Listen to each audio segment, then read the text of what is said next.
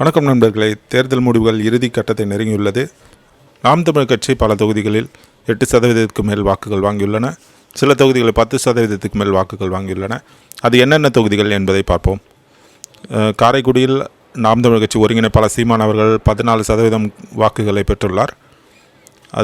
அதுக்கப்புறம் பார்த்திங்கன்னா ராஜபாளையத்தில் டாக்டர் கார்த்திகேயன் 21 சுற்றுகள் முடிவு அறிவிச்சிட்டாங்க. அதில் 16,972 வாக்குகள், கிட்டத்தட்ட 10% வாக்குகளை பெற்றுள்ளார்.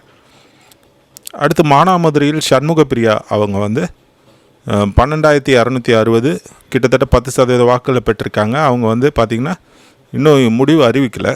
அந்த தொகுதிக்கு இன்னும் போயிட்டுருக்கு வாக்கு எண்ணிக்கை. சிவகங்கை தொகுதியில் வேட்பாளர் இந்துஜா அவர்கள் கிட்டத்தட்ட 9% வாக்குகளை பெற்றுள்ளார். 16,981. இன்னும் அது முடிவு அறிவிக்கலை. நாங்குநேரி தொகுதி முடிவு அறிவிச்சிட்டாங்க. செல்வம் அவர்கள் 17,379 வாக்குகளை பெற்றிருக்கார். கிட்டத்தட்ட 9% வாக்குகளை பெற்றிருக்காரு. அடுத்து ராதாபுரம் தொகுதியில் முடிவு அறிவிச்சிட்டாங்க. கிரிஜா தாமரை பாண்டியன், நாம் தமிழர் கட்சியை சேர்ந்த கிரிஜா தாமரை பாண்டியன் அவர்கள் 15,370 வாக்குகள், கிட்டத்தட்ட 8% வாக்குகளை பெற்றிருக்கிறார். அம்பாசமுத்திரத்திலையும் சிவசங்கரன் அவர்கள் 8% வாக்குகளை பெற்றிருக்கிறார். 14,906 முடிவுகள் அறிவிக்கப்பட்டுருச்சு. பட்டுக்கோட்டையிலையும் பார்த்திங்கன்னா கண்ணன்றவர் 8% வாக்குகள் பெற்றிருக்கார். 12,477 வாக்குகள் பெற்றிருக்காரு. அது இன்னும் முடிவு அறிவிக்கலை. இப்படி பல தொகுதிகளிலும் 8% வாக்குகள் மேலே நாம் தமிழர் கட்சி பெற்றிருக்கு. அது என்னென்ன தொகுதியின் முழுமையான முடிவுகள் அறிவித்த பிறகு பார்க்கலாம். மீண்டும் ஒரு வீடியோவில் சந்திப்போம். நன்றி, வணக்கம்.